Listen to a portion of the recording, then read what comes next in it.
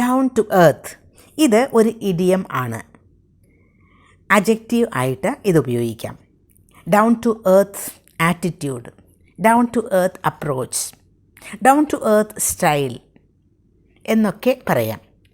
Down to earth person എന്ന് പറഞ്ഞാൽ വളരെ ഹമ്പിളായിട്ടുള്ള, വളരെ വിനയത്തോടു കൂടി പെരുമാറുന്ന, വളരെ മോഡസ്റ്റ് ആയിട്ടുള്ള, എളിമയുള്ള, വളരെ പ്രാക്ടിക്കലായിട്ട് ചിന്തിക്കുന്ന ആൾ. അത്തരത്തിലുള്ള ആളുകൾ യാഥാർത്ഥ്യവുമായി വളരെ ക്ലോസ് ആയിരിക്കും. ഒരു ഡ്രീം വേൾഡിൽ ഒന്നും ആയിരിക്കില്ല അത്തരത്തിലുള്ള ആളുകൾ. മറ്റുള്ള ആളുകളെ പറ്റി ഒരുപാട് എക്സ്പെക്റ്റേഷൻസ് ഒന്നും ഇവർക്കുണ്ടാകില്ല. ഇത്തരത്തിലുള്ള ആളുകളെ കണ്ടുമുട്ടാൻ തന്നെ ബുദ്ധിമുട്ടാണ്. സോഷ്യൽ വർക്കേഴ്സൊക്കെ ഇല്ലേ, they are down to earth people. സാമൂഹിക പ്രവർത്തകർ ഇത്തരത്തിലുള്ള ആളുകളായിരിക്കും.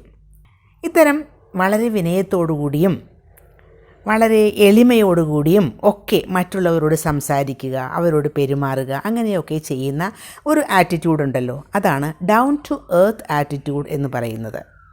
He is a really down to earth person despite being so famous.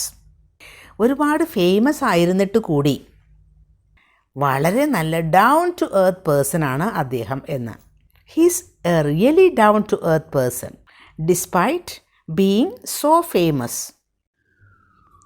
അപ്പോൾ ഡൗൺ ടു എർത്ത് ഇനി ആവശ്യം വരുമ്പോഴൊക്കെ സന്ദർഭത്തിനനുസരിച്ച് ഉപയോഗിക്കുക.